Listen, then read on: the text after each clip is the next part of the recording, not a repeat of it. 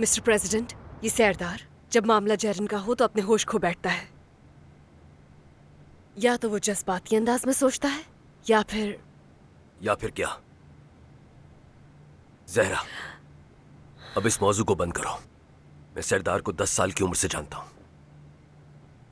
तुम्हारा उस पर एतबार ना करना अब मुझे परेशान करने लगा है।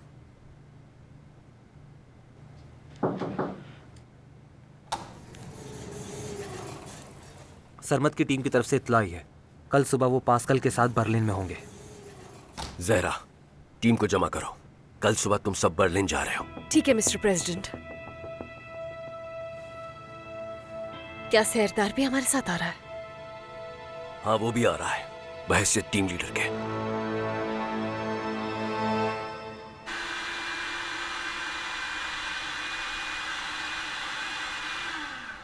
चलो आजा मेरी जान, ये शुरू हो गया। मैं और मेरा दोस्त मौसीकार हैं। जल्दी पहुंचो, जरूरी काम है। जो पॉप मौसीकी में महारत रखते हैं। माफ करना, से पॉप मौसीकी बिल्कुल नहीं कहते। ये एक तरतीब है। पॉप मौसीकी एक ऐसा लफ्ज है जिसे गैर मुल्की इस्तेमाल करते हैं। लेकिन हम गानों की तरतीब नहीं बनाते जनाब। मैं गाने की धुन बनाता हूँ और ये खातून उस पर गीत लिखती हैं। ओए जोशीले नौजवान, क्या हो गया? क्या मौसमी बहुत खट्टी है? नहीं, ये बात नहीं। असल में जनाब आप चलो यहाँ बैठो, फिल्म देखो मेरे साथ। हम भला आपको बेवकूफ क्यों बनाएंगे?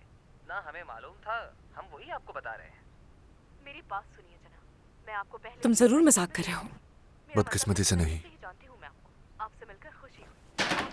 गानों पर तुर्की के बोल या अल्फाज लिख सकते हैं और उसे गीत तरतीब देना कह सकते हैं। क्या बहुत दर्द हो रहा है? दिखाओ मुझे। मत देखो सरदार, रहने ही दो तुम। मुझे लोगों को ये बताते हुए शर्म आती है कि मेरा एक बॉयफ्रेंड है। मेरे दोस्त समझते हैं मैं कोई अफसानवी शख्सियत हूँ। जेरिन, अब बस करो, बात को मत बढ़ाओ। तुम कैसी बातें कर रही हो?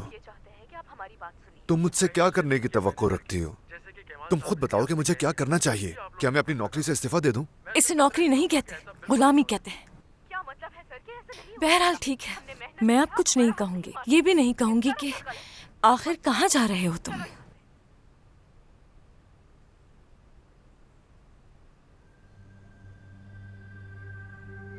क्या तरीका है?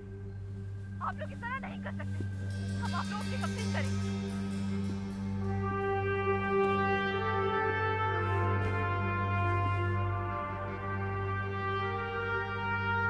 वैसे भी मत पूछना।